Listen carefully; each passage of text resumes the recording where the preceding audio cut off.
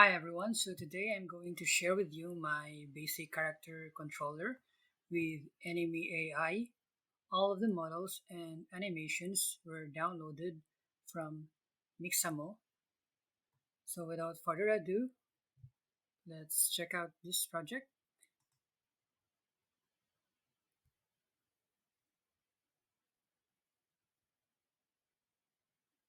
By the way, I am running this project in an Acer laptop with 8 gig of RAM and Intel integrated graphics, so the screen recording will not be so smooth.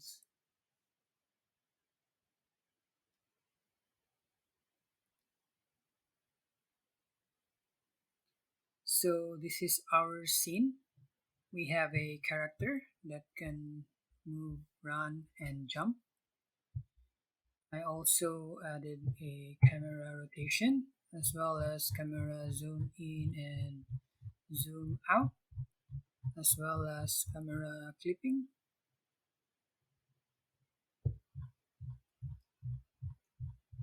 So for our enemy AI, they are on a patrol mode right now because they don't detect any players nearby. So if we go near them, they will start chasing us and attack us. So let's try it out.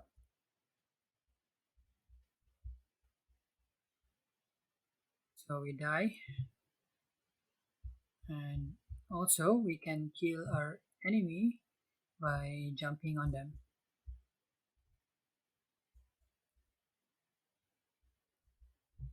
So if we are near, they will chase us, and if we are far, they will stop chasing and return back to patrolling mode. Let's check it out.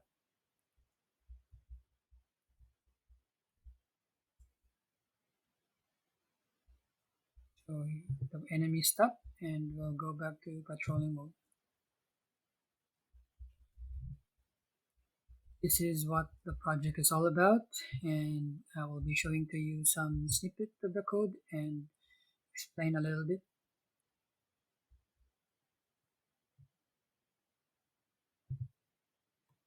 Before that one, I will explain my scene. So I have a navigation 3D here. So all of my floor and this one is under the navigation 3D region. And then I just hit the big nav mesh. So it will create this navigation mesh. But before you bake it, you need to assign a navigation mesh here. And then for my environment, I'm just using a sky background and a procedural sky material. And then I made a nice texture here for the cover for the clouds. So let's go now to our player node. So this is my player setup. I have a character body 3D with a mesh, collision shape, a timer for the respawn, and a raycast for the knockback effect when we jump on an enemy. For my mesh node, this is the node setup. I have an amateur, animation, and animation tree. So the animation tree, I'm using the animation node blend tree because I want to control my animation using this transition. In my transition, I rename the inputs to state 0, state 1, state 2 because I want to control each animation using these numbers 0, 1, and 2. So if we go back to the script, we can see that this constants here are declared as 0, 1, and 2 for our animation. These numbers will be used here. Anim equals anim idle. And this anim variable will be used here in this code. So we need to make sure that this state here is the same as this one state, and this one here is also the same as this input. So only the numbers will change according to this change state function.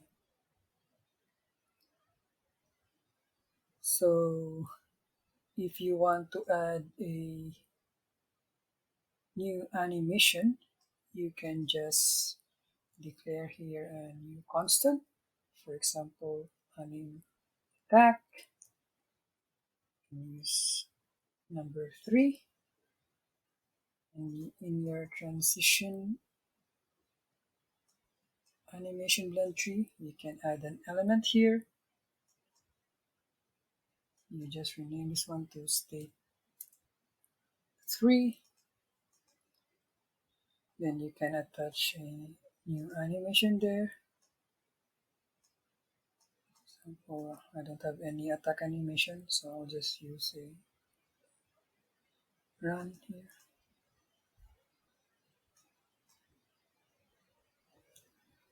After that one, you need to add a new state here, the attack.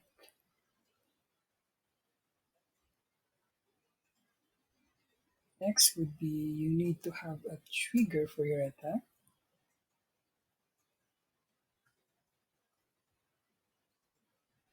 And you can just say here, if input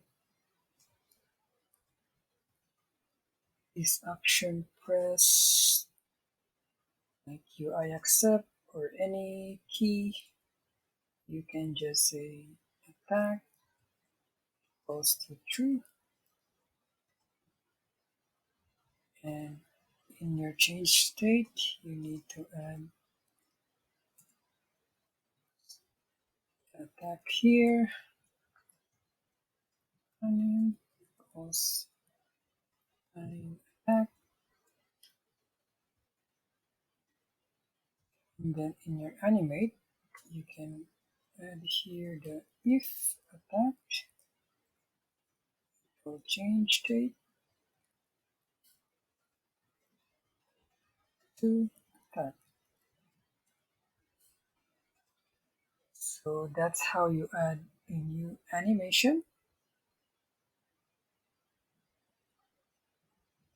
So I will just delete the things that I added because I don't have any animation for my attack, but that's basically how you are going to add a new animation in this setup.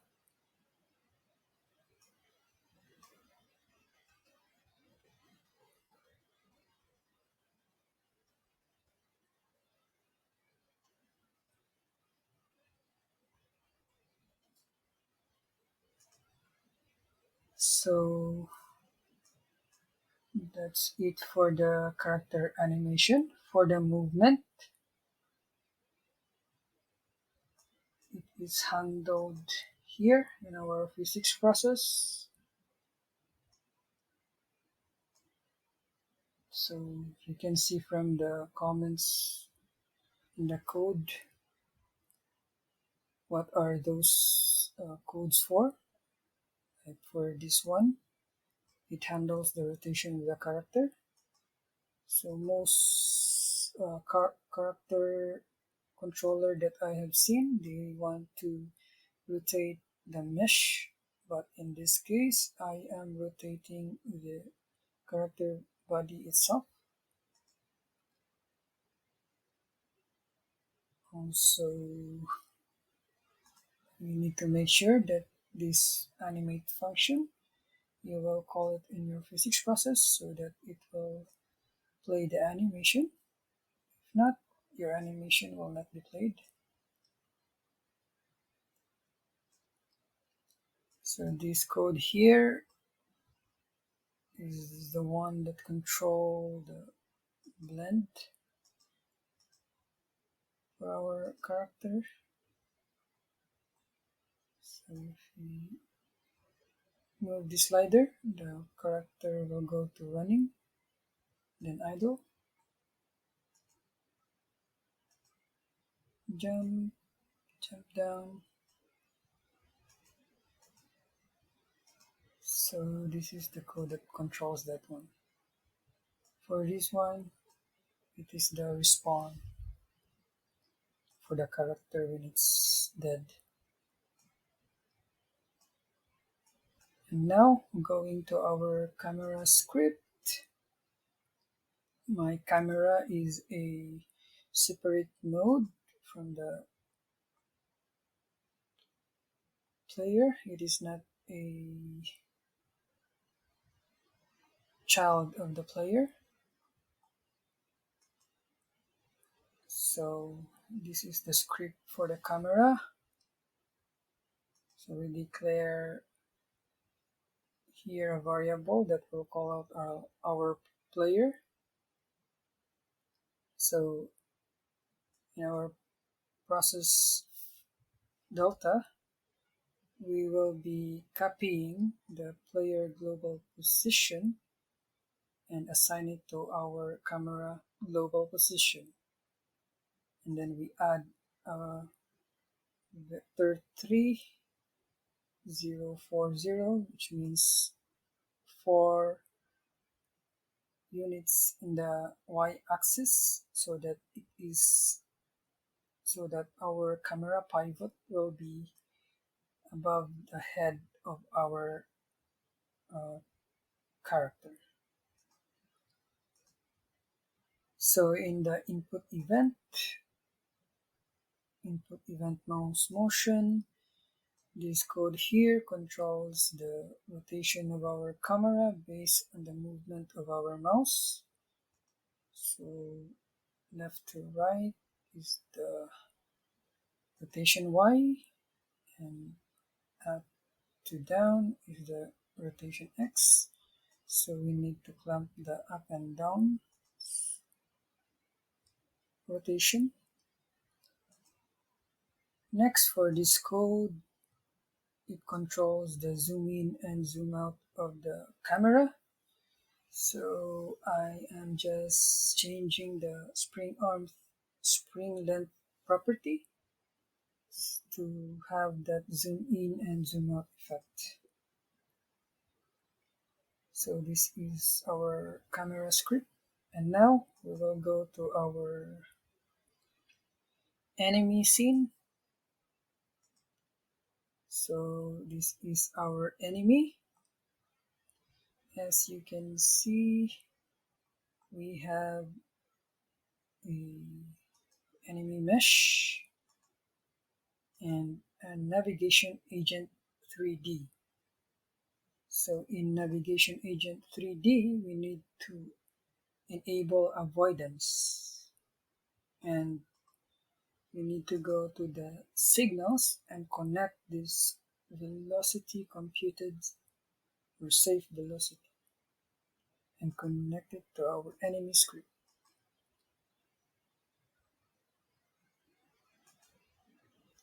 So it's this one.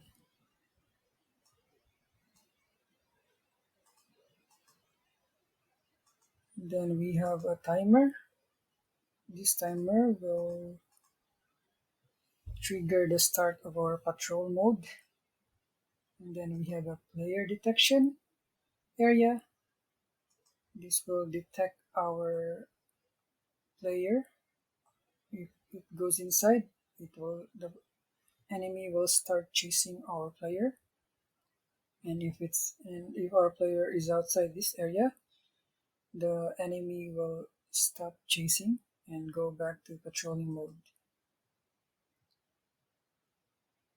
So now I'm going to explain the enemy script. So the animation and state are more likely the same as the player. So I will just be explaining the movement. We need to have a variable for our player because this player will be set as our target when it is in chasing mode. This is our uh, code for the chasing. So if target, if it means if there is a player and our enemy is not dead, so it will chase. And we have a chasing function here. So this set target position will be the one to control the movement of our enemy towards the player global position. And in here, this handles the rotation of the enemy when it's moving. And then else, if there is no target, our enemy will go back to patrolling mode.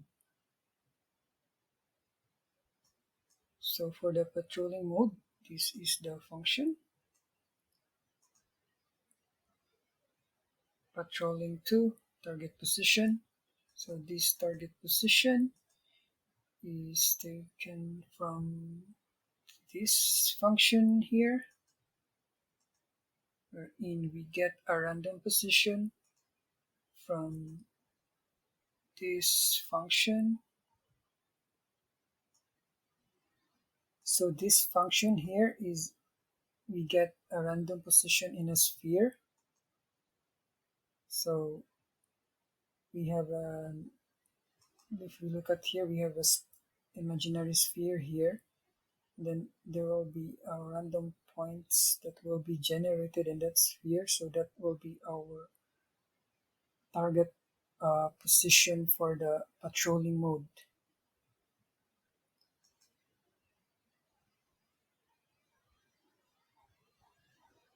And so after that one, this function here is the responsible for making our enemy move, because we are calling it here the move and slide. If we will not connect this navigation 3D signal, then our enemy will not move. So we need to make sure that this one here is connected to the enemy script. For this function here, this is for the player detection when it's nearby, and this one is for the player detection when the player is far. That is the script for the enemy AI. And if we go to the enemy mesh, I also have a script attached to it. In this script, you can see that I have a function dead. When the enemy is dead, it will queue free. And I have also a function that will disable the collision. So this one also will be called when the enemy is dead. It will disable the collision of the enemy. And here, attack body entered. So this one is the attack area. This one is the area for our attacking. So if it goes inside the player body, the player will die. This is controlled in our animation, I just enabled and disabled the collision shape in this animation for our in our attack, and I set the update mode to capture.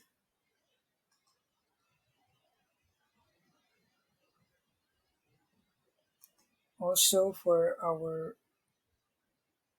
dead animation, I have a call method track here for the disable collision and function dead, which is this one. So I call it in our animation when our enemy is dead.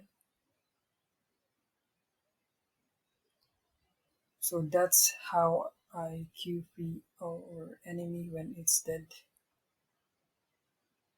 And here, when the player is dead, we will set our enemy state back to patrolling mode. This one here is the script that controls our player to be dead when it is hit by the attack area. I think that's all for now, and I'll be posting the link of the project in the description so that you can download it and play around with it, and you can use it in your project. Bye everyone.